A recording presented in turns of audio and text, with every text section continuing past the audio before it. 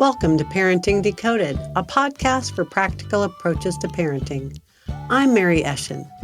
In this episode, I'm excited to have Emily Cherkin, the Screentime Consultant, back for a follow-up episode to continue our conversation about dealing with screens and our kids. After the amazing response we got to our last podcast on screen time struggles, we felt we needed to offer guidance to those of you who feel like your families are either bordering on a crisis with screens or are in a full-blown crisis and are lost and don't know where to turn. Emily is launching a brand new course to help families do a reset with their screens. If you hurry, you can get one of the few slots left in her course that starts next Monday, February 28th, 2022. If you listen to this later, no worries, she'll be offering her class quarterly.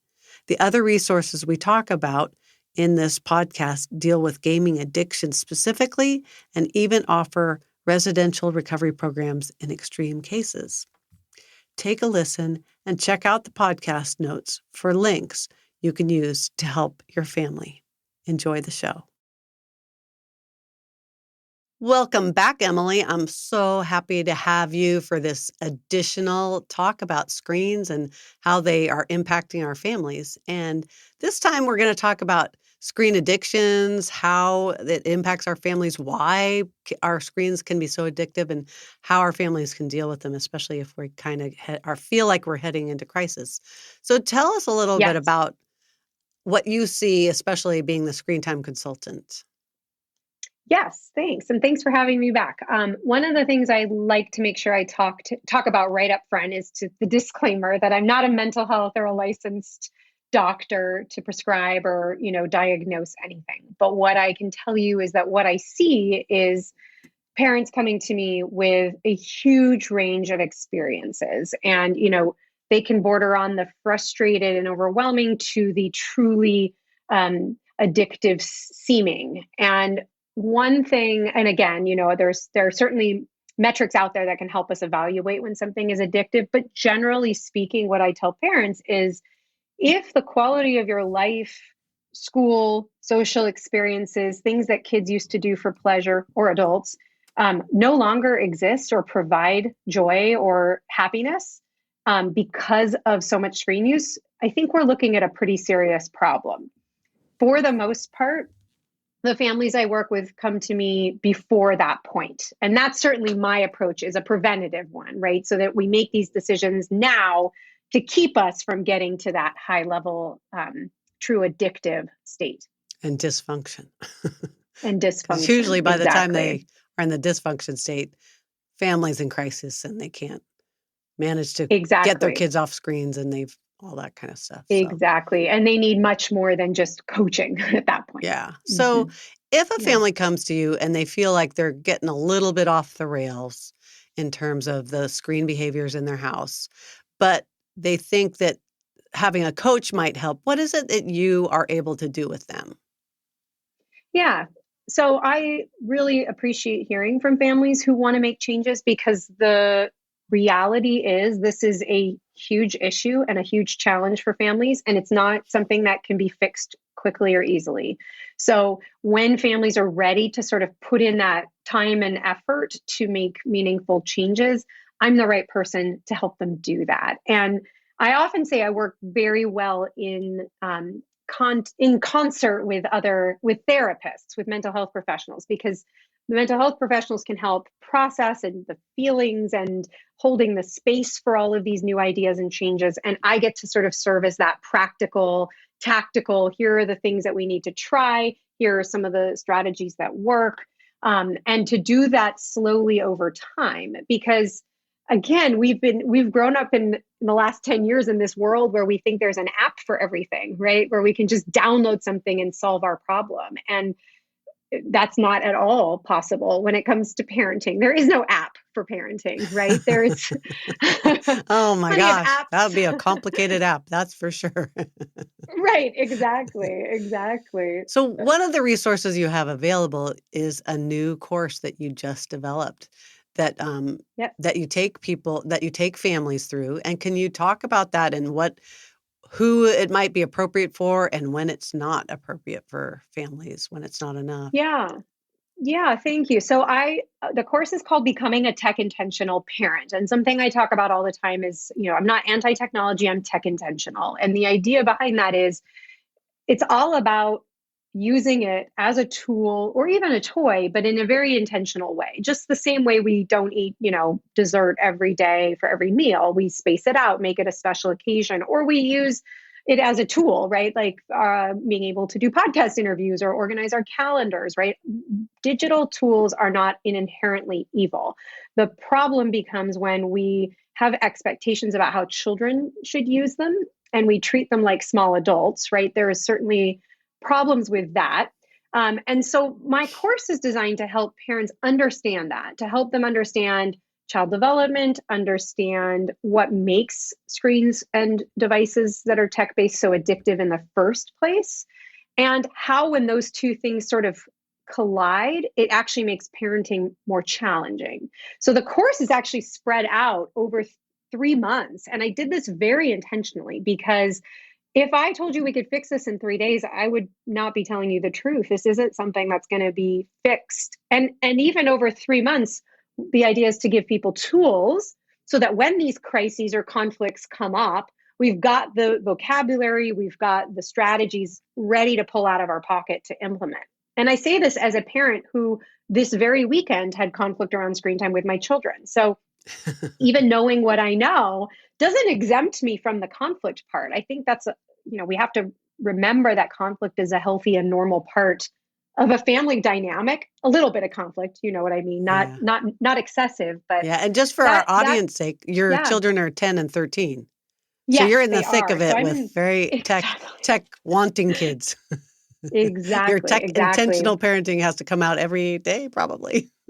Very much so. And it's something I have to practice, just like wanting to, meditate daily. It's an effort, you have to commit to the practice of it. This is very much that. And so, parents who are ready, who are so tired and burned out from the last 2 years of pandemic parenting and screens for socializing, but also for school. I mean, it's been a lot. And I am an optimist. I believe that small incremental changes can have long-term lasting benefits.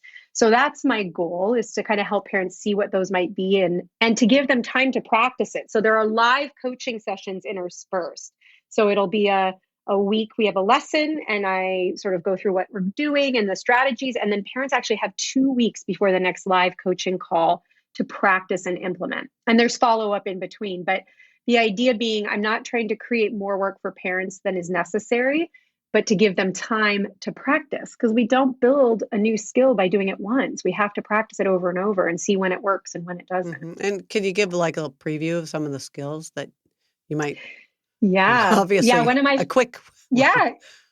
Yeah, one of my favorite ones is called Living Your Life Out Loud. And this is, again, that idea of just narrating what we do as we do it. And sometimes when so much of the conflict that we experience around screen time is negative, right? Kids know that our viewpoint about screens is like, oh, it's bad. We hate it. We're always fighting. It's a very negative view from our view as a parent. But kids also feel like we're being hypocritical too, right? Because we may be reaching for our devices all the time. We may be on our computers all the time. So when we live our life out loud, what that means is narrating everything as we use it. So I'm reaching for my phone. I'm looking at a recipe to see what I need to do to cook for dinner. Oh, I just got a text alert that's telling me I need to get you to soccer practice at 5:30. Oh, and now I'm going to open Instagram because I got bored and I'm distracted.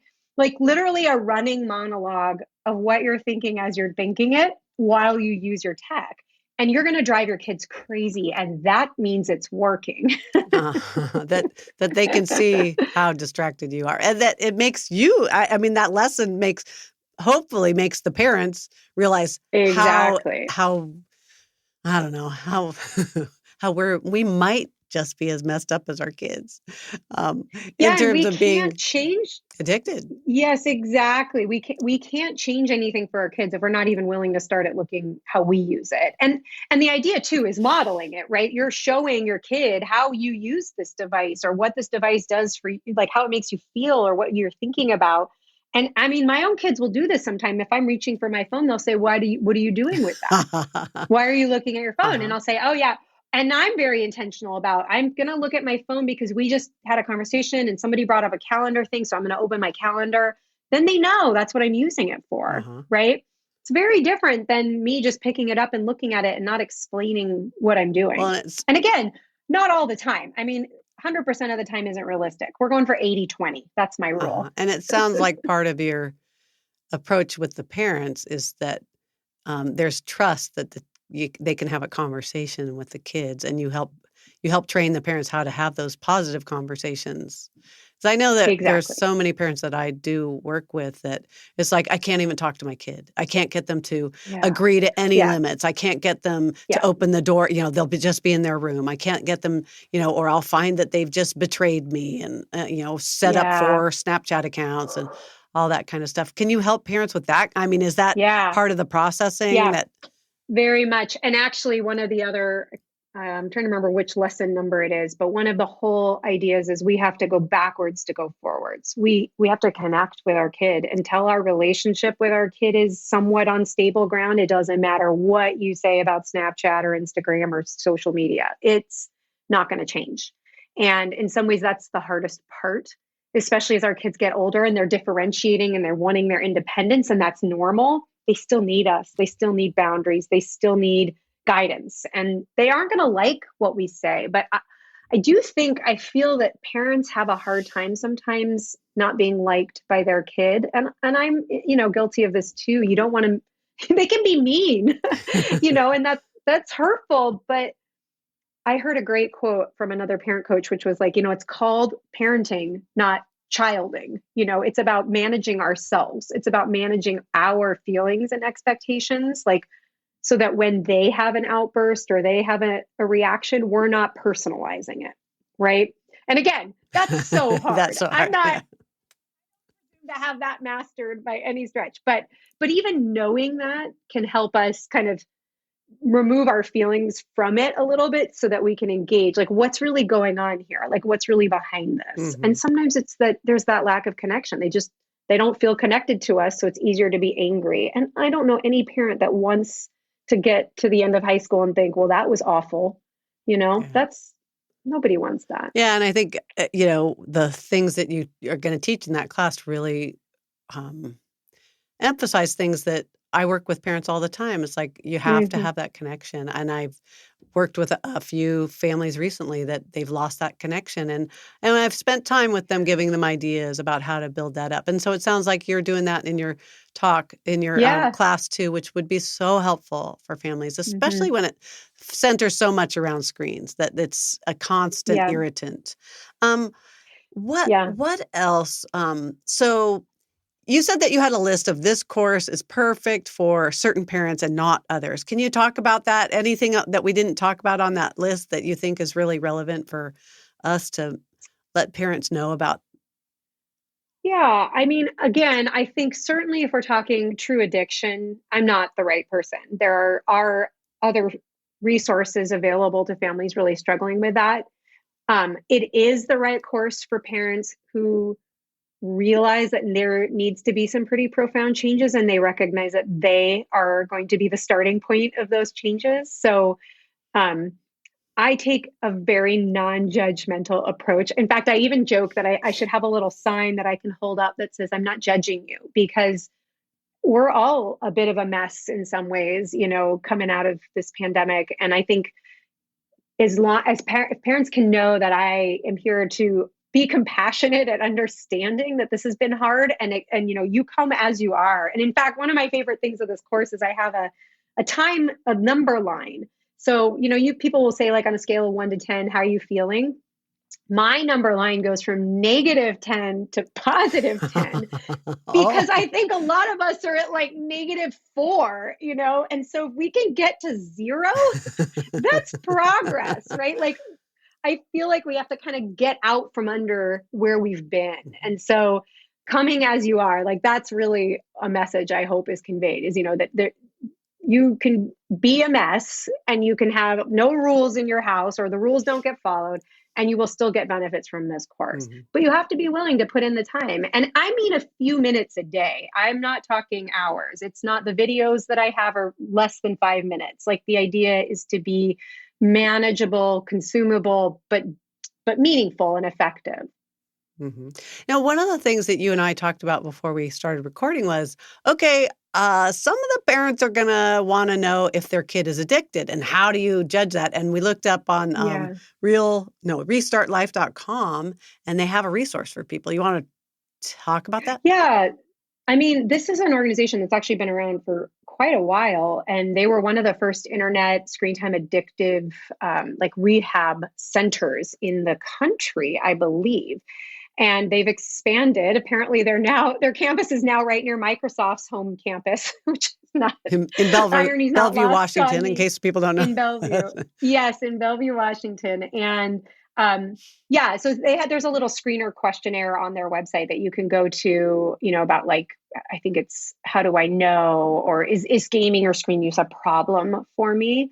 And that can be a useful tool. I mean, again, if everything in your life is affected by screen time conflict and issues, then it might be worth looking into something, that high level. But for parents who just want some of the day-to-day strategies first, who haven't hit that addiction threshold, my support and my services are the right tool Uh-huh. at this point. So Mhm. the restartlife.com, just so our listeners know, I will put the resources on my podcast notes for Yeah. sure, so that people could get to the addiction quiz that they have. Like, is my kid addicted? They have one for teens, I think, even.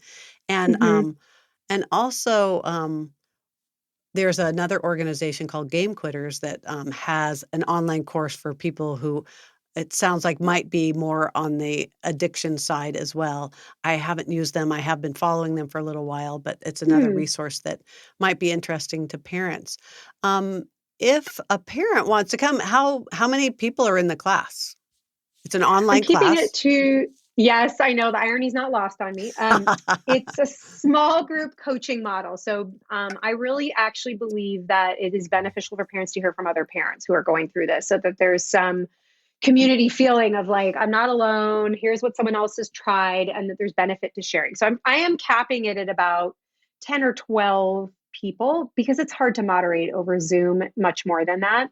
Um, my dream size would probably be between like 6 and 8, and I'm really close to that right now. So Uh-huh. I'm at 7 people. So, but I would happily take more, and it's something I will offer again in the future if it doesn't work this time around either. But it is, the idea is that I wanted parents to have these tools in their tool belt before summer started, so that they could end the school year with some, okay, let's do this. Yeah, and I'll put a link to your class, and depending Yeah. on when someone downloads this episode, hopefully it'll be soon, but you'll be offering these courses as you go forward. The Yes. other thing I would love for you to do, though, is to give an example to the parents of somebody that you've helped through, and some just some you know real life Yeah. examples of, like, well, we Yes. did this, and it was really bad and it got better, kind of thing. Yes. Yeah. No, absolutely. Those are important. I had a family reach out to me. I think it was early in the pandemic, and I will be honest, it was one of those situations where I was like, this is close to the addiction stage, and I said I would give them a couple of sessions, and then I would see if it felt like I needed to kick it up to a different level. Um, the thing that really was so hard was, and this is generally true, most of the parents I hear from are parents of kids age 10 and up, and more often 12 and up. And it's in part because that, you can see, like, that's when the social media and the smartphones have hit, and now the kids are really involved in it. Whereas I'd actually really love to work with parents of younger kids, so we could do that sort of preventative approach. Yeah. It's not seemed to be what happens. So this family had a child who was an early teen and was really struggling. I mean, had been in and out of mental health, sort of with self-harming issues. There was a lot going on, significantly related to social media. And one of the things that struck me really early on was that the mother was spending hours in the evening, like until 2 or 3 in the morning, looking at her social media, her daughter's social media pages. And to me, it was a moment of like, well, this isn't a healthy dynamic for anybody, right? Mom's not getting sleep and she's terribly worried. But the parents were very worried about setting limits because they didn't want to drive their daughter sort of to the negative mental health piece of things, which was the red flag to me. That was the point at which, and they, because they had a family therapist working with them at the time, I agreed to a few sessions because it felt like, okay, they have that external support in place. And the other challenge, and this comes up a lot too, is that parents don't always see eye to eye, that one parent has a different idea about how to handle it than the other. And so one of the parents really wanted to indulge a lot more, and they felt that taking away the screens and the social media would be detrimental to her health. And the other one was like, no, look what it's doing to her health. And so I could see the argument for both, but it was actually it got very intense. And I did say to them, look, I don't think I'm going to be able to help you right now. And I referred them to Restart actually as a resource, at least to start finding more information. But I got an email from them about 6 months later, and it was thanking me for being right. And it was one of those like really nice validating emails that you get, because you don't always know when you send people out into the world. And we'd only met about 3 or 4 times, but I'd met with a lot of resistance for the suggestions I'd been giving, and in part because it was so hard. It required some real changes in their family life. And to get that email saying you were right and everything you said ended up being true. Well, so I want to know, what in general did you tell them? Well, a lot of it was the idea that because of the mental health piece, I agreed with the parent who thought less was more. And at this point, it's tricky. And again, I'm, the disclaimer that I'm not a mental health specialist. So I wouldn't recommend this necessarily for just anybody unless you were working with a mental health person. But taking it away without giving her some other external support was what worried me, right? It was the idea that like, you can't go to cold turkey if she's saying that's also where her community is, right? Where she finds support.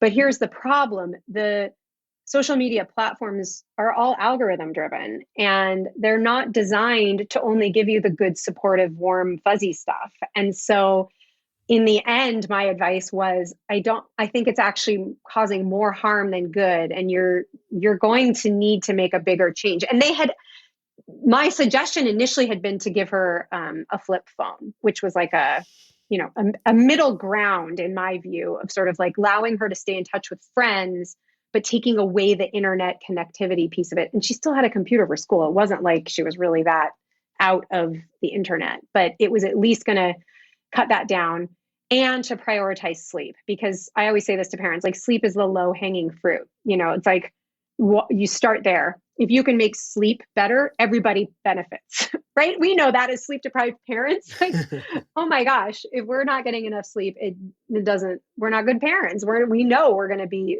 irritable. So that's that's true for anybody struggling with screen stuff, is to prioritize sleep. So those were some of the things. And that was one of those situations where when it ended, I was just sort of like, oh gosh, I really hope that what I said resonated and that it will help them in the future. And to hear from them 6 months later that it did was really nice. Yeah, but it obviously was a huge commitment that the parents were willing to change and willing to put boundaries that their child might not like.